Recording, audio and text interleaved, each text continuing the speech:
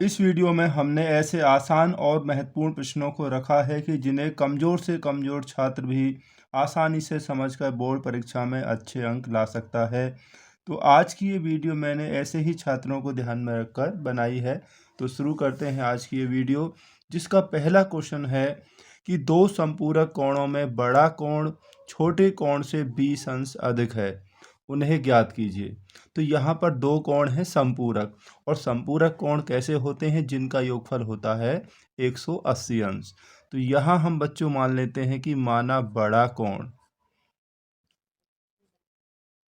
तो बड़ा कोण हम मान लेते हैं x बराबर x, और छोटा कोण हम मान लेते हैं, छोटा कोण हमने मान लिया y। तो पहली शर्त हो जाएगी, इन दोनों कोणों में क्या है? 20 का अंतर है। ठीक है, यानी कि बड़ा कोण माइनस छोटा कोण बराबर हो जाएगा 20। ये हो जाएगा हमारा समीकरण नंबर 1। ठीक है, अब दूसरा क्या होगा? दूसरा जो समीकरण हो जाएगा कि दोनों कोणों का जो योगफल है वो हो जाएगा 180 अंश। ये क्यों होगा? क्योंकि बच्चे दो संपूरक कोणों का योगफल 180 अंश होता है। अब हमारे पास ये दो समीकरण हो गए, इन्हें हम हल कर लेते हैं। ठीक है, हमने दो चरों में इसलिए लिया है क्योंकि हमारा जो एक्सरसाइज है वो दो चरों में समीकरण से क्वेश्चन लिया गया है। तो यहाँ पर जो y है, देखिए प्लस और माइनस ये कैंसिल हो जाएगा, x और x हो जाएगा 2x बराबर, यहाँ हो जाएगा 180 और 20 200 हो गया। तो x बराबर 2 से कैंसिल हो जाएगा कितनी बार? ये हो जाएगा 100 बार। तो x का मान कितना हो गया? यहाँ पर x बराबर हो गया 100। अब x का जो मान है, x का मान समीकरण किस में रखेंगे हम? समीकरण नंबर फर्स्ट या सेकंड किसी में भी रख लीजिए। समीकरण हमने सेकंड में यहाँ पर रख लिया। तो समीकरण सेकंड है x प्लस वाई बराबर 180 अंश। तो x का मान 100 प्लस y बराबर 180 अंश, या y बराबर 180 माइनस 100। ये पक्षांतर करने पर इधर हो जाएगा। ठीक है, तो y बराबर कितना हो जाएगा? यहाँ हो जाएगा 80। x का मान कितना हो गया? x का मान हो गया हमारे पास 100 और y का मान हो गया 80। तो जो बड़ा कोण है वो कितना हो गया? बड़ा कोण हो गया 100 अंश, और जो छोटा कोण है वो हो जाएगा 80 अंश। ठीक है, अब देखिए दोनों कोणों में कितने का अंतर है? 20 का अंतर है, और इनका जो योगफल है वो 180 अंश ही बैठता है, क्योंकि दो संपूरक कोणों का योग 180 अंश ही होता है। क्वेश्चन नंबर 2 है बच्चों, वह द्विघात समीकरण ज्ञात करें जिसके मूल 3 प्लस रूट 5 और 3 माइनस रूट 5 हो। ठीक है, तो हमें दो मूल दिए हैं। पहला मूल हमने अल्फा मान लिया जो कि 3 प्लस रूट 5 है, और दूसरा मूल हमने मान लिया बीटा जो कि 3 माइनस रूट 5 है। तो द्विघात समीकरण निकालने के लिए हमें मूलों का योगफल निकालना पड़ेगा और मूलों का गुणनफल जो हमें ज़रूरत होगी। तो योगफल इन्हें जोड़ देते हैं, 3 plus root 5 plus 3 minus root 5, इससे कैंसिल हो जाएगा। 3 और 3 कितना बचेगा? 6 होगा। तथा मूलों का गुणनफल अल्फा बीटा, यहाँ गुणा कर लेते हैं, 3 प्लस रूट 5 और 3 माइनस रूट 5। तो यहाँ पर एक आइडेंटिटी बन गई a प्लस बी और a माइनस बी। तो ये कौन सा होता है? a का स्क्वायर माइनस b का स्क्वायर। ठीक है, a प्लस बी और a माइनस बी होता है a प्लस बी, और a माइनस बी होता है a square minus B square. Root 5 का वर्ग करेंगे तो 5 ही आएगा, 3 का वर्ग यहाँ पर 9 हो गया, तो कितना बचेगा? 4 हो गया। तो द्विघात समीकरण, तो द्विघात समीकरण के लिए सूत्र होता है क्या? एक्स स्क्वायर माइनस मूलों का योगफल और x प्लस मूलों का गुणनफल बराबर 0। अब एक्स स्क्वायर, मूलों का योगफल कितना आया हमारे पास? वो 6 हो गया, तो x प्लस गुणनफल कितना हो गया, 4 हो गया बराबर 0। तो ये हो गया x square minus 6x plus 4 बराबर 0। तो ये इस प्रश्न का यहाँ पर आंसर हो गया। जब द्विघात समीकरण निकालना है तो आपको मूलों का योगफल और मूलों का गुणनफल ज्ञात करना होगा। तो क्वेश्चन नंबर 3 यहाँ पर है, यदि साइन 3a बराबर कॉस a माइनस 10 अंश, जहाँ 3a एक न्यून कोण है तो a का मान ज्ञात करें। तो ये हमें दिया हुआ है। देखिए बच्चों, क्योंकि cos 90 minus theta, cos 90 minus theta का सूत्र होता है बराबर साइन थीटा। ठीक है, कॉस 90 माइनस थीटा होता है साइन थीटा। जो हमारा न्यून कोण है आपको वही तोड़ना है, ध्यान रखना, जो भी आपका न्यून कोण है वही चेंज करना है। तो यहाँ पर देखिए, जहाँ साइन थीटा है वहाँ पर आप क्या लिख देंगे, कॉस 90 माइनस थीटा लिख देंगे। तो यहाँ पर है, तो यहाँ पर लिख देंगे आप कॉस 90 माइनस थीटा। थीटा कितना है, 3a है। आपको ध्यान रखना है जो न्यून कोण है वही आपको चेंज करना है, ये ऐसे ही रहेगा। ठीक है, बराबर कॉस से कॉस कैंसिल हो जाएगा यहाँ पर। अब हमारे पास बचेगा 90 माइनस 3a बराबर a माइनस 10 अंश। ठीक है, ये हो गया। अब आप इसको 10 को उधर ले आइए, माइनस का प्लस का हो जाएगा। ये 90 प्लस 10 बराबर, ये 3 माइनस का इधर आएगा तो ये प्लस हो गया, जिसे हम बोलते हैं पक्षांतर करने पर। ठीक है, तो ये कितना होगा, ये हो गया 100 बराबर 3 और 1 4a, या a बराबर 4 का भाग देंगे, 4 से कैंसिल हो जाए कितनी बार, 25 बार। तो यहाँ पर जो a का मान है वो कितना हो जाएगा, 25 डिग्री हो जाएगा। कोई भी क्वेश्चन ऐसा आता है, अक्सर ऐसे पूछ लिए जाते हैं, तो आपको वो इसी प्रकार से ही करना है। तो क्वेश्चन नंबर 4 हमने लिया है बच्चों, दो वृत्तों की त्रिज्याएं क्रमशः 12 सेंटीमीटर और 5 सेंटीमीटर हैं। उस वृत्त की त्रिज्या ज्ञात कीजिए जिसका क्षेत्रफल इन दोनों वृत्तों के क्षेत्रफल के योग के बराबर है। यानी कि नए वृत्त का जो क्षेत्रफल है इन दोनों वृत्तों के क्षेत्रफलों के योग के बराबर है। तो बच्चों, हमने नए वृत्त की जो त्रिज्या है उसको कैपिटल R मान लिया, क्योंकि नए वृत्त का जो क्षेत्रफल होगा वो दोनों वृत्तों के क्षेत्रफलों के योग के बराबर है। तो इसलिए नए वृत्त का जो क्षेत्रफल होगा वो होगा पाई आर स्क्वायर। वृत्त का क्षेत्रफल यही होता है ना, पाई आर स्क्वायर। तो पहले वृत्त का क्षेत्रफल होगा पाई R1 का स्क्वायर, क्योंकि त्रिज्या R1 ली है, और दूसरे वृत्त का क्षेत्रफल होगा पाई R2 स्क्वायर।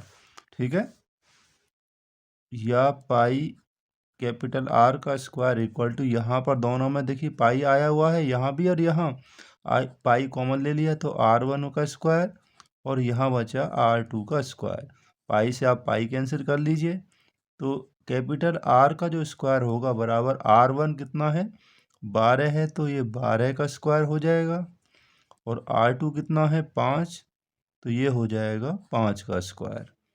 तो 12 का जब हम स्क्वायर करेंगे तो 144, 5 का वर्ग 25, इन्हें जोड़ेंगे तो ये होगा कितना, 169। तो आर स्क्वायर हमारे पास ये हो गया। तो आर की वैल्यू निकालेंगे हम तो 169 का स्क्वायर रूट।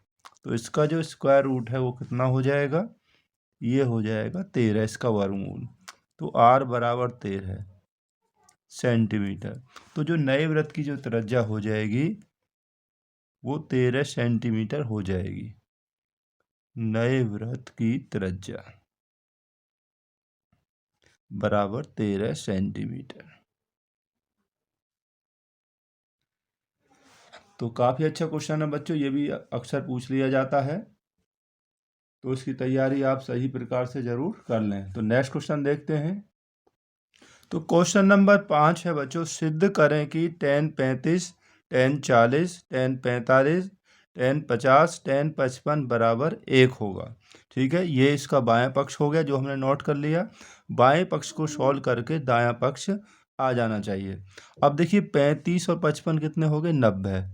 40 और 50 ये भी 90 हो गए, यानी कि ये दोनों क्या हैं, आपस में कंप्लीमेंट्री यानी पूरक कोणों के जोड़े हैं, तो हमें इनमें से एक को चेंज करना है, ठीक है नहीं, क्योंकि tan 45 का मान तो 1 हो जाएगा।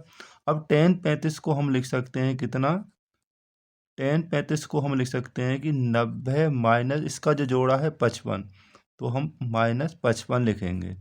90 में से 55 घटाएंगे तो 35 ही बचेगा। अब हमें 40 को भी चेंज करना है, तो हम tan 40 को लिख देंगे 90 माइनस इसका कंप्लीमेंट्री कौन सा है 50, तो यानी कि 50। इसको चेंज करना है तो दूसरा जोड़ा जो है वो हमें माइनस करना है, ठीक है। अब tan 45 का मान रख दीजिए 1, इसको आप ऐसे ही रहने दीजिए, केवल एक ही चेंज करना है आपको, ठीक है। 35 और 55 में से हमने ये चेंज कर लिया, 40 और 50 में से हमने 40 वाला चेंज कर लिया, तो tan 55 बराबर। अब tan 90 माइनस थीटा होता है बच्चों क्या, cot थीटा, तो ये हो जाएगा थीटा कितना है cot 55, ऐसे ये हो जाएगा इंटू tan 90 माइनस थीटा यानी कि cot 50 गुणा 1। अब tan को लिख सकते हैं हम कितना, 1/cot होता है, 1/cot 50, और ये भी हो जाएगा 1/cot 55 का हो जाएगा 55 ही। tan बराबर होता है 1/cot, ठीक है। वो सूत्र मैं यहाँ पे अभी लिख दूंगा। अब इस cot से ये cot कैंसिल हो जाएगा, और cot 50 से cot 50 हो जाएगा कैंसिल। अब हमारे पास कितना बचा, 1 × 1 × 1 यानी कि 1 आ गया। यही हो गया हमारा RHS, यानी कि इति सिद्धम, यही हमें यहाँ पर सिद्ध करना था। जो हमारी आइडेंटिटी आई हैं उन्हें हम यहाँ पर लिख देते हैं। तो इस तरीक़ा से आप अपना ये सूत्र यहाँ पर लिख देना। तो आगे देखते हैं। यदि द्विघात समीकरण 3x² + 2x - 5 = 0 के मूल अल्फ़ा और बीटा हैं, तो हमें इसका मान हमें ज्ञात करना। ये हमारा द्विघात समीकरण होगा जिसके मूल अल्फ़ा और बीटा हैं। तो पहले हम मूलों का योगफल और मूलों का गुणनफल निकाल लेते हैं। योगफल होता है -b/a, ठीक है।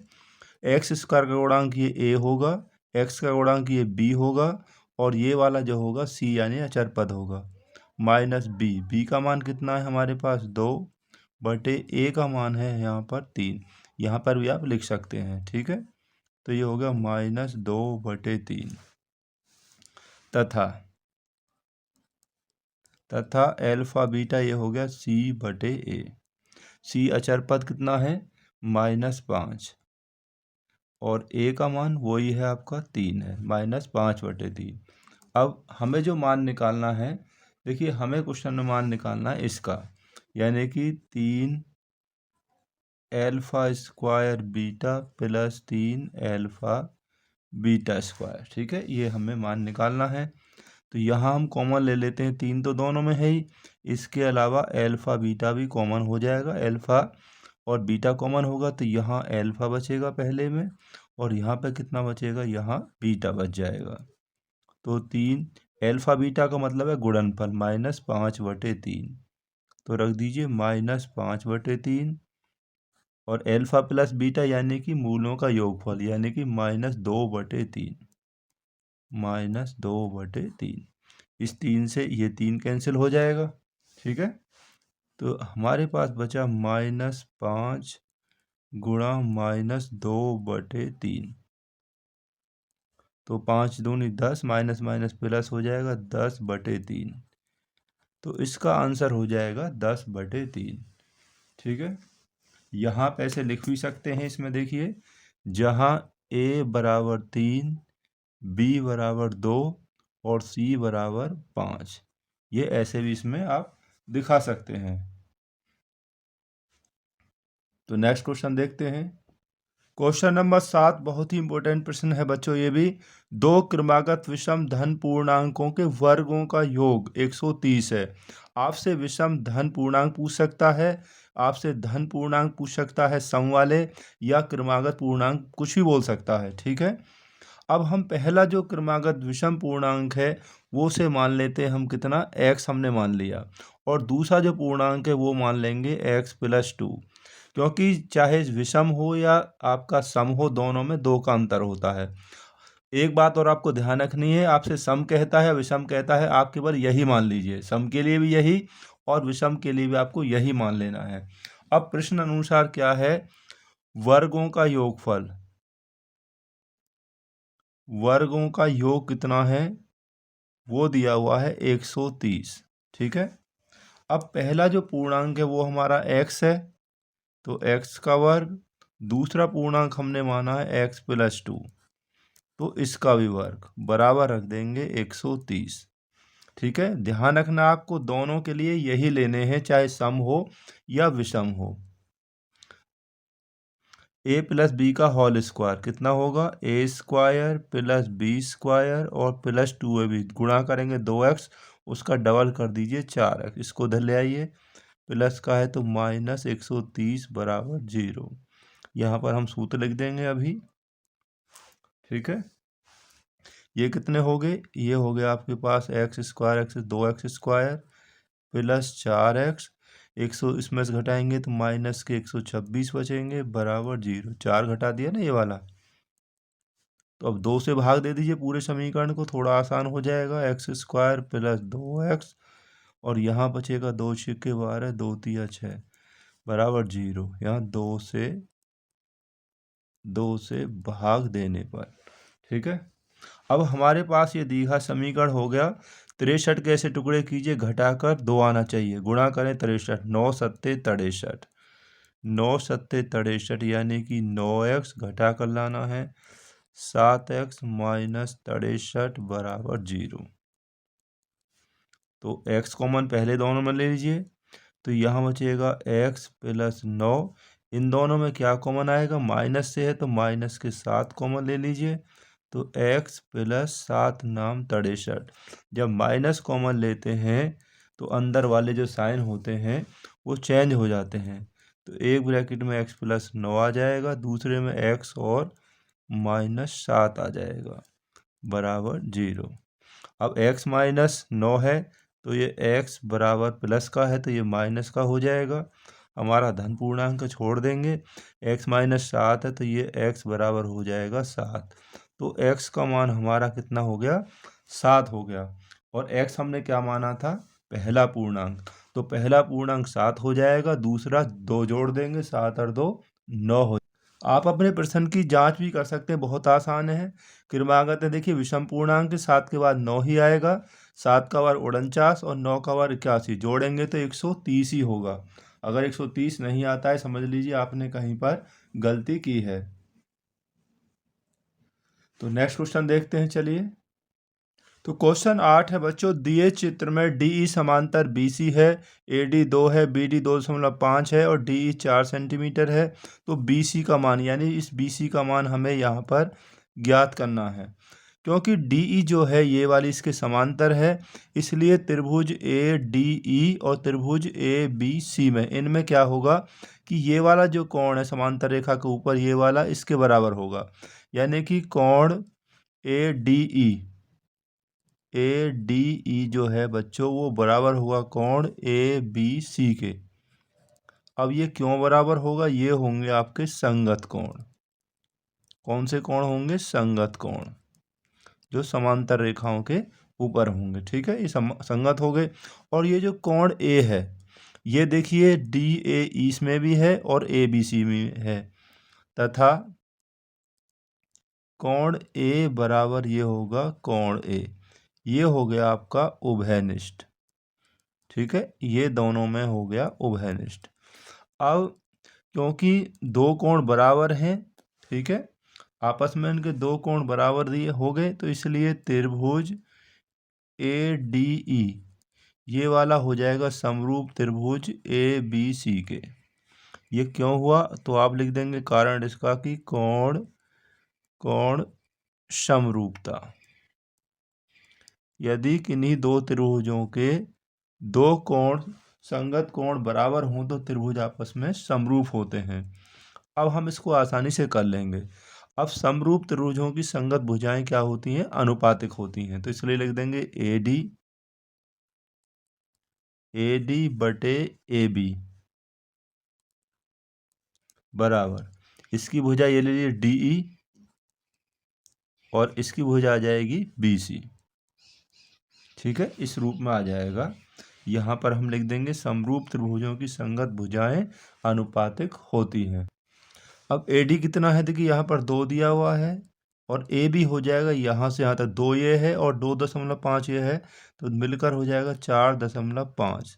ठीक है, पूरा जुड़ जाएगा ये। DE कितना है, 4 है और BC हमने मान लिया x। ठीक है, तो अब हम इसको कर लेते हैं, क्रॉस मल्टीप्लाई कर लीजिए। यहाँ से x ही करेंगे तो हो जाएगा 2x बराबर 4.5 गुणा 4, या x बराबर 2 से इसे काट दीजिए 2 बार। अब 4.5 गुणा 2 कितना हो जाएगा, 9। तो x का मान कितना हो जाएगा यहाँ पर, 9 सेंटीमीटर। और x हमने क्या माना था, BC, या BC बराबर हो गया 9 सेंटीमीटर। ठीक है, इस तरीक़ा से ये हमारा क्वेश्चन कंप्लीट हो गया। तो नेक्स्ट क्वेश्चन देखते हैं बच्चों, चलिए। तो क्वेश्चन नंबर 9 हमें दिया है, यदि निम्नलिखित बारंबारता सारणी का माध्य यानी कि समांतर माध्य 54 है तो अज्ञात बारंबारता p का मान ज्ञात कीजिए। यहाँ पर वर्ग अंतराल है और इनकी बारंबारताएं दी हुई हैं जिसमें अज्ञात बारंबारता p है जो हमें ज्ञात करनी है। तो पहले हम इसे टेबल के रूप में लिख लेते हैं। तो अपनी टेबल को बच्चों हमने इस प्रकार से यहाँ पर लिख लिया। जब हम समांतर माध्य या माध्य निकालने हैं तो हमें मध्यमान ज्ञात करना होता है। तो मध्यमान कैसे ज्ञात करते हैं, निम्न सीमा और उच्च सीमा को जोड़कर आधा कर देंगे। तो यहाँ पहला निकाल लेंगे, 20 हो गया, 20 का आधा कितना आएगा, 10 आएगा। सभी में 20 का अंतर है, आप 20 जोड़ दीजिए। तो 20 और 10 यहाँ पर 30 हो गए, 30 और 20 यहाँ 50 हो जाएंगे, 50 और 20 70 और 20 90। ठीक है, उतना ही आ जाएगा। हर किसी का मध्यमान जोड़ने घटाने की आपको ज़रूरत नहीं है। अब यहाँ कॉलम बनेगा आपका f इंटू एक्स।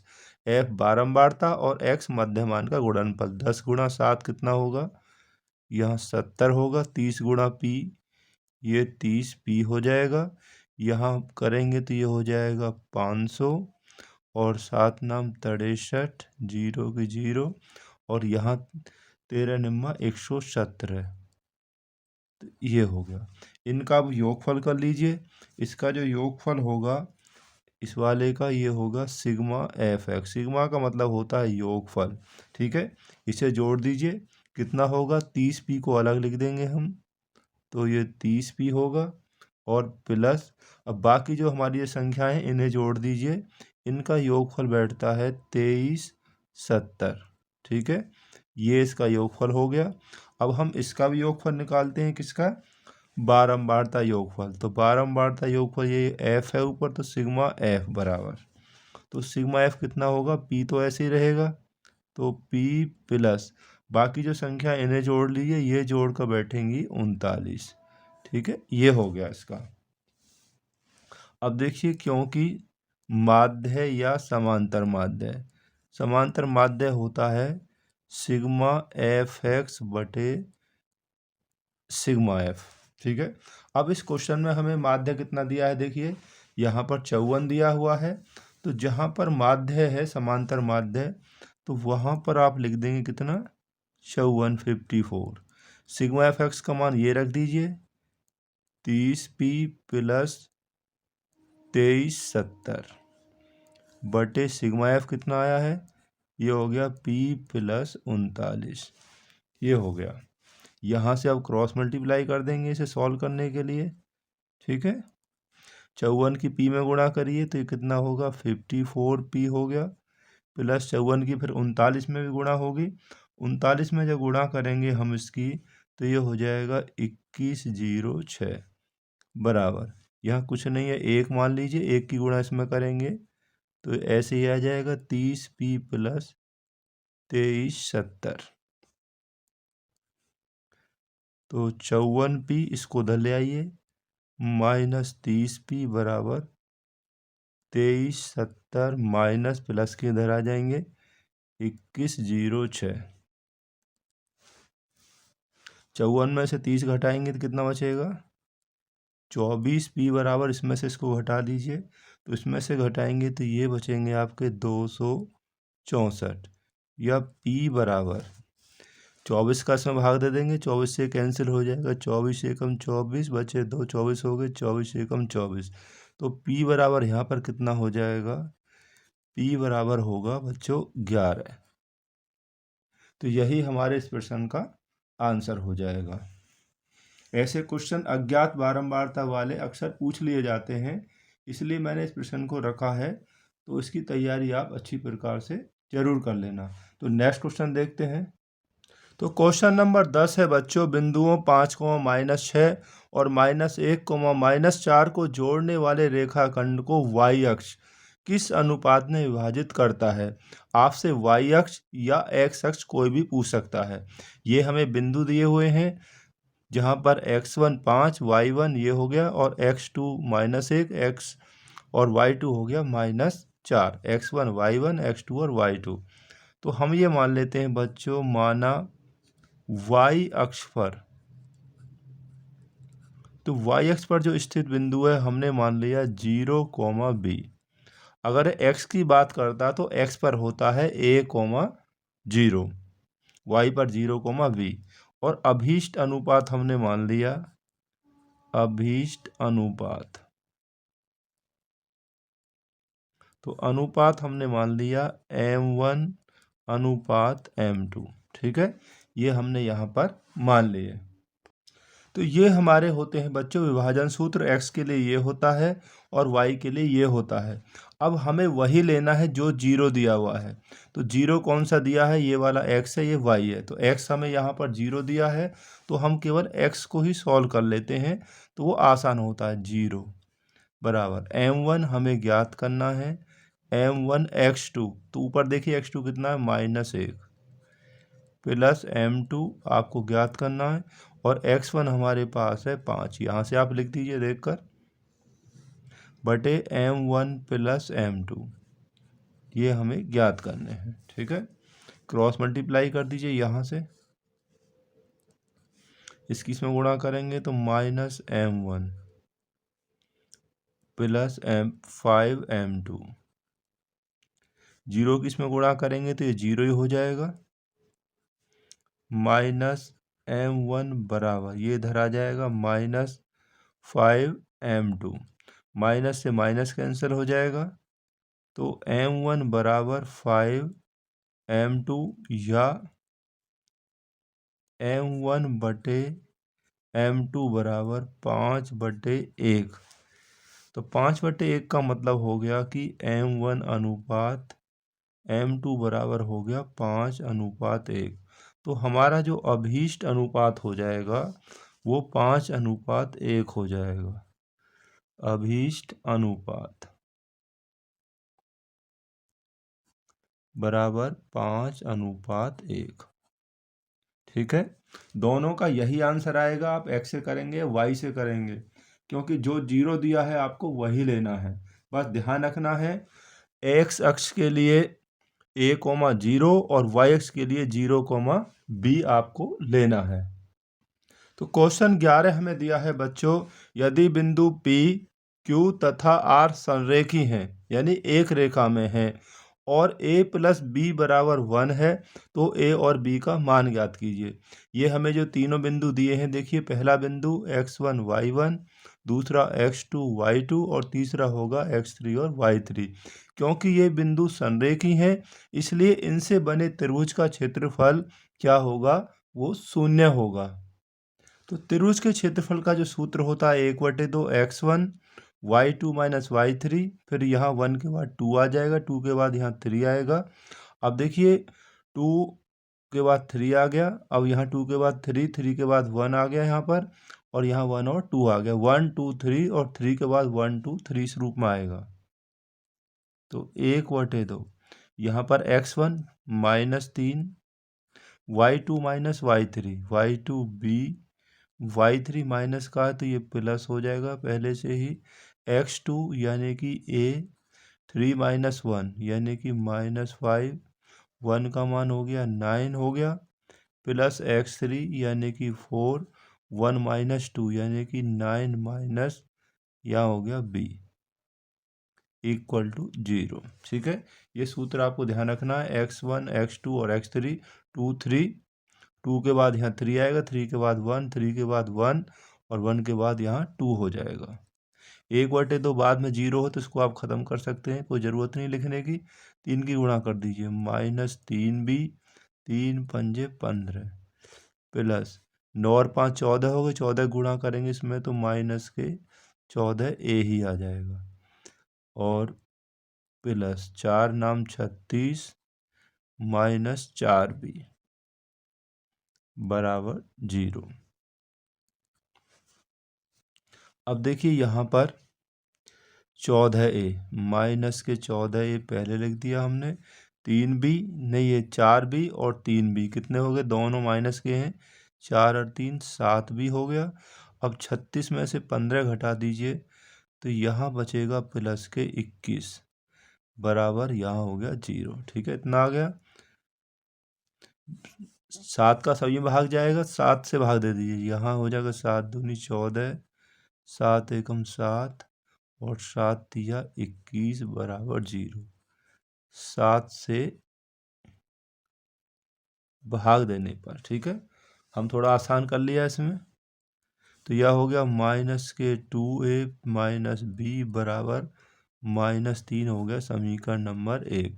अब पहला समीकरण हमें और दिया है क्वेश्चन में कि a + b बराबर 1 है तथा a + b बराबर 1, ये हो गया समीकरण नंबर 2, रख दिया हमने इसको नाम। ठीक है, यहाँ लिख देंगे आप दिया है, ये हमें क्वेश्चन में ही दिया हुआ है। तो जोड़ने पर b कट जाएगा प्लस और माइनस का, इसमें से जोड़ेंगे तो माइनस का a बचेगा क्योंकि माइनस के ज़्यादा है, यहाँ -2 माइनस से माइनस कटेगा तो a बराबर कितना हो जाएगा 2। तो a का मान हमारे पास हो गया 2। अब a का जो मान है, a का मान समीकरण किस में रख देंगे, किसी में भी रख दीजिए आप, समीकरण नंबर सेकंड में रख देते हैं।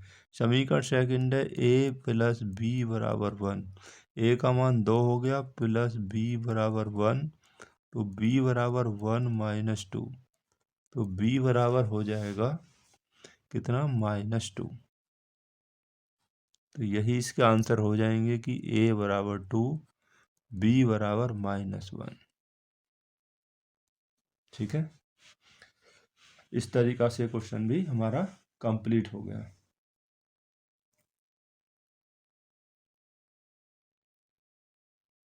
तो नेक्स्ट क्वेश्चन और देखते हैं, चलिए। क्वेश्चन नंबर 12 हमें दिया है कि सिद्ध करें कि 5 + √3 एक अपरिमेय संख्या है। देखिए ये हमें एक अपरिमेय संख्या है, सिद्ध करना है, तो हम पहले इसके विरुद्ध में मान लेते हैं, इसके ओपोजिट बिल्कुल उल्टा हम ये मान लेते हैं कि 5 + √3 एक परिमेय संख्या है। अब भाई ये तो हमने एक परिमेय संख्या मान ली, अब हमें √3 को अकेला छोड़ना है, तो इसलिए हमने लिख लिया कि 5 भी एक परिमेय संख्या, क्योंकि 5 एक परिमेय है, p/q के रूप में लिखा जा सकता है। अब ये परिमेय संख्या है दोनों, तो इसलिए क्या होगा, दो परिमेय संख्याओं का अंतर कितना होता है, वो भी परिमेय होता है, तो हमने इसलिए इसको घटा दिया, तो भी एक परिमेय संख्या होगी, एक परिमेय संख्या होगी। अब ये क्यों होगी, आगे लिख दीजिए, क्योंकि दो परिमेय संख्याओं का अंतर परिमेय होता है, वो अभी लिख लेंगे हम। अब यहाँ 5 से ये 5 कैंसिल हो जाएगा, तो ये आएगा √3, तो √3 भी एक परिमेय संख्या होगी। तो इसलिए √3 भी एक परिमेय संख्या ही होगी, क्योंकि दो परिमेय संख्याओं का अंतर परिमेय होता है। लेकिन हम जानते हैं कि √3 तो क्या है, एक अपरिमेय संख्या है, तो इसलिए हमारी जो कल्पना है, हमारी कल्पना कि 5 + √3 एक अपरिमेय संख्या है, ये एक परिमेय संख्या है, वो गलत है। जब हमारी कल्पना कि 5 + √3 एक परिमेय संख्या है, वो गलत है, जब ये गलत है तो इसलिए सिद्ध होता है कि 5 + √3 एक अपरिमेय संख्या है। इस क्वेश्चन को हमने इस तरीक़ा से थ्योरिकली बहुत ही आसान तरीके से यहाँ पर सॉल्व कर लिया है। तो ऐसा कोई भी क्वेश्चन आता है तो आप उसको ऐसे ही कर लें। तो बच्चों, इस वीडियो में हमने इन 12 प्रश्नों को रखा है जिनको कमज़ोर से कमज़ोर छात्र भी आसानी से करके बोर्ड परीक्षा में अपने अच्छे अंक ला सकता है। तो वीडियो देखने के लिए बहुत बहुत धन्यवाद। तो मिलते हैं आगे आपसे ऐसी ही वीडियो के साथ में। Thanks for watching this video.